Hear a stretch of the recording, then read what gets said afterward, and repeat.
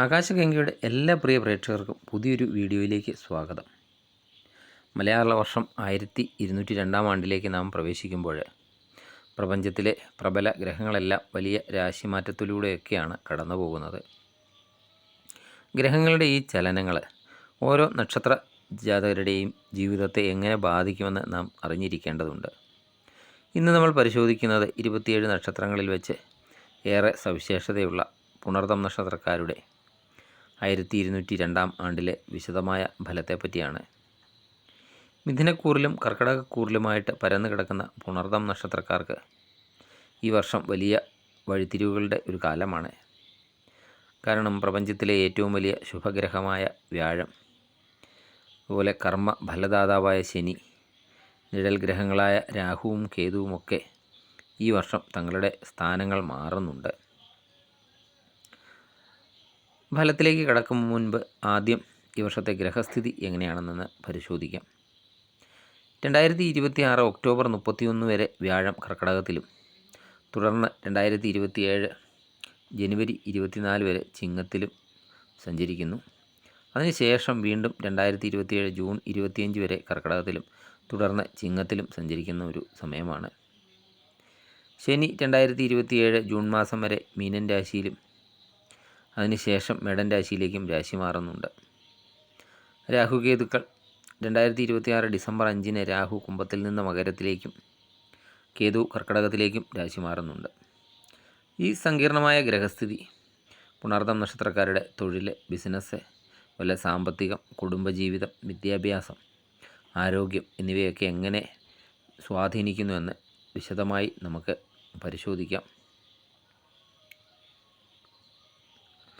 ആദ്യമായി പുണർതം നക്ഷത്രക്കാരുടെ തൊഴിൽ, ബിസിനസ് എന്നിവ പരിശോധിക്കാം. 1202 ആണ്ടിൻ്റെ തുടക്കം നിങ്ങൾക്ക് സമ്മിശ്ര ഫലങ്ങളാണ് നൽകുക.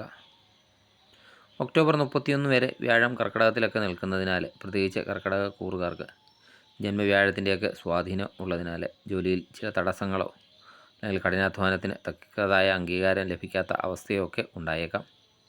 എന്നാൽ 2026 ഒക്ടോബർ 31 ശേഷം വ്യാഴം ചിങ്ങൻ രാശിയിലേക്കൊക്കെ മാറുന്നതോടെ നിങ്ങളുടെ തൊഴിൽ രംഗത്തൊക്കെ നല്ല രീതിയിലുള്ള കുതിച്ചുചാട്ടമൊക്കെ പ്രതീക്ഷിക്കാവുന്നതാണ്. ഉദ്യോഗസ്ഥർക്ക് നിങ്ങളെ തേടി പുതിയ തൊഴിലവസരങ്ങളൊക്കെ വരുന്നതാണ്. അതുപോലെ ദീർഘനാളായിട്ടൊക്കെ കാത്തിരുന്ന പ്രൊമോഷന്, ശമ്പള വർധനവ് എന്നിവയൊക്കെ ഒക്ടോബറിന് ശേഷം സാധ്യമാവുന്നതാണ്. സഹപ്രവർത്തകരിൽ നിന്നും മേലധികാരികളിൽ നിന്നുമൊക്കെ വലിയ പിന്തുണയും ലഭിക്കുന്ന സമയമാണ്.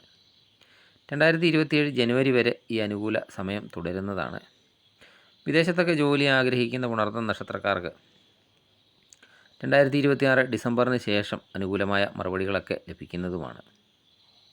ഇനി ബിസിനസ് ചെയ്യുന്ന പുണർതം നക്ഷത്രക്കാരുടെ കാര്യം നോക്കുകയാണെങ്കിൽ 1202 പകുതിയോടെ മികച്ച ലാഭമൊക്കെ ഉണ്ടാക്കാൻ സാധിക്കും. പുതിയ പങ്കാളിത്തങ്ങളൊക്കെ ആരംഭിക്കാൻ ഒക്ടോബർ നവംബർ മാസങ്ങൾ ഉചിതമാണ്. എന്നാൽ ഡിസംബറിൽ കേതു കർക്കിടകത്തിലേക്കൊക്കെ മാറുന്നതിനാൽ കർക്കിടകക്കൂറിൽ വരുന്ന പുണർതം നക്ഷത്രക്കാർ കൂട്ടുകച്ചവടത്തിലൊക്കെ ഒപ്പുവയ്ക്കുമ്പോൾ കൃത്യമായ രേഖകളൊക്കെ സൂക്ഷിക്കേണ്ടതുണ്ട്. അതുപോലെ ആരെയും അന്ധമായിട്ട് വിശ്വസിക്കുകയും അരുത്. ഇനി പുണർതം നക്ഷത്രക്കാരുടെ സാമ്പത്തിക സ്ഥിതി എങ്ങനെയാണെന്ന് നോക്കാം.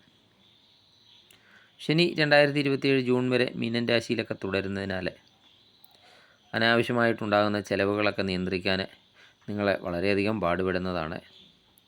വരവ് 8 ചെലവ് 1 എന്ന രീതിയിൽ മുന്നോട്ട് പോയില്ലെങ്കിൽ കടബാധ്യതകളൊക്കെ ഉണ്ടാകാനും സാധ്യതയുണ്ട്.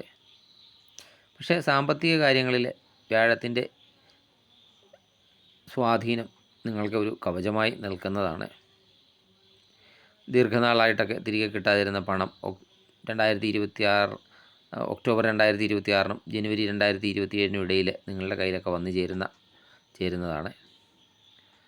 അതുപോലെ ഭൂമിയിലോ വീടുകളിലോ ഒക്കെ ആയിട്ട് നിക്ഷേപമൊക്കെ നടത്താൻ ആഗ്രഹിക്കുന്നവർക്ക് 1202 ആണ്ടിൻ്റെ മധ്യഭാഗം മികച്ച ഒരു സമയമാണ്. ഡിസംബർ 5 ശേഷം രാഹു മകരൻ രാശിയിലേക്കൊക്കെ മാറുന്നതിനാൽ പെട്ടെന്നൊക്കെ പണം ഇരട്ടിപ്പിച്ച് തരാം എന്ന് പറയുന്ന വ്യാജ പദ്ധതികളിലൊന്നും പോയി ചാടരുത്. അതുപോലെ ലോട്ടറി, ഷെയർ മാർക്കറ്റ് തുടങ്ങിയവയിലെ അമിത നിക്ഷേപവും ഒഴിവാക്കേണ്ടതാണ്. ഇനി കുടുംബജീവിതം എങ്ങനെയുണ്ടെന്ന് നോക്കാം. പുണർതം നക്ഷത്രക്കാരെ സംബന്ധിച്ചിടത്തോളം അവർ പൊതുവെ സമാധാനപ്രിയരാണ്.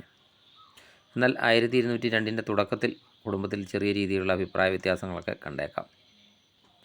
ഒക്ടോബർ 31 വ്യാഴം രാശിയൊക്കെ മാറുന്നതോടെ കുടുംബത്തിലെ ഐശ്വര്യവും സന്തോഷമൊക്കെ തിരിച്ചെത്തും.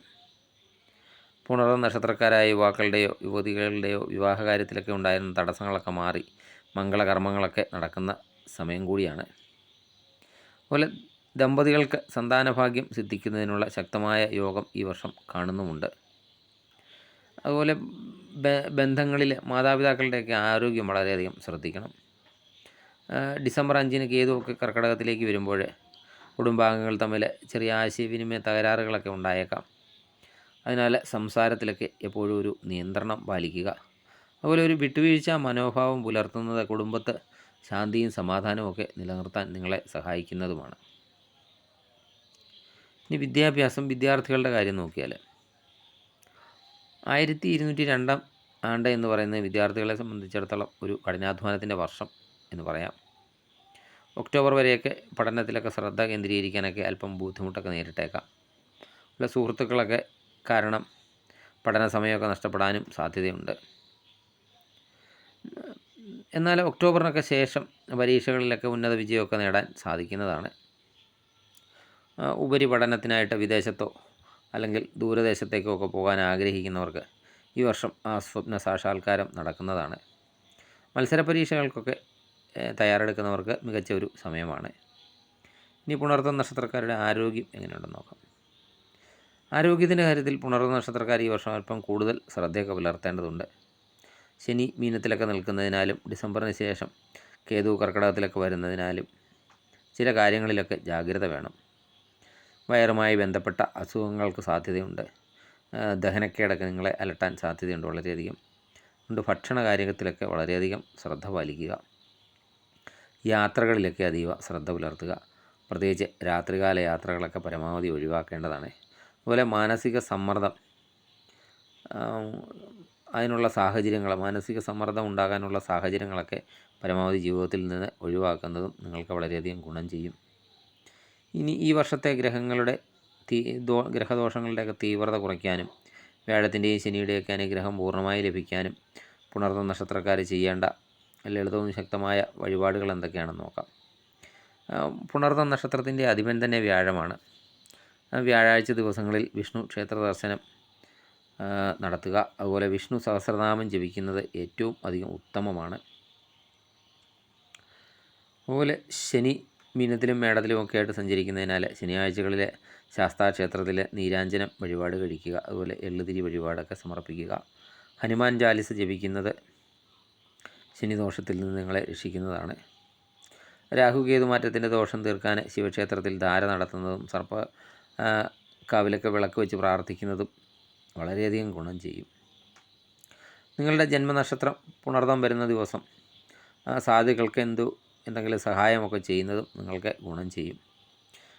1202 ആണ്ട് പുണർദം നക്ഷത്രക്കാർക്ക് തുടക്കത്തിൽ ചില പരീക്ഷണങ്ങളൊക്കെ നൽകുമെങ്കിലും ഒക്ടോബർ മാസത്തിനൊക്കെ ശേഷം വലിയ വിജയങ്ങളും ഭാഗ്യങ്ങളും ഒക്കെ കൊണ്ടുവരുന്ന ഒരു വർഷം തന്നെയായിരിക്കും. ഈശ്വരവിശ്വാസത്തോടെയും ആത്മവിശ്വാസത്തോടെയും ഒക്കെ മുന്നോട്ട് പോവുക. ഈ വീഡിയോ നിങ്ങൾക്ക് ഉപകാരപ്രദമായെങ്കിൽ ലൈക്ക് ചെയ്യുക. നിങ്ങളുടെ സുഹൃത്തുക്കൾക്കും പ്രിയപ്പെട്ടവർക്കും ഷെയർ ചെയ്യുക. സബ്സ്ക്രൈബ് ചെയ്യാതെ വീഡിയോ കാണുന്നവരാണെങ്കിൽ ദയവായി സബ്സ്ക്രൈബ് ചെയ്ത് കാണുക. മറ്റൊരു വീഡിയോയുമായി വീണ്ടും കാണാം. നന്ദി, നമസ്കാരം.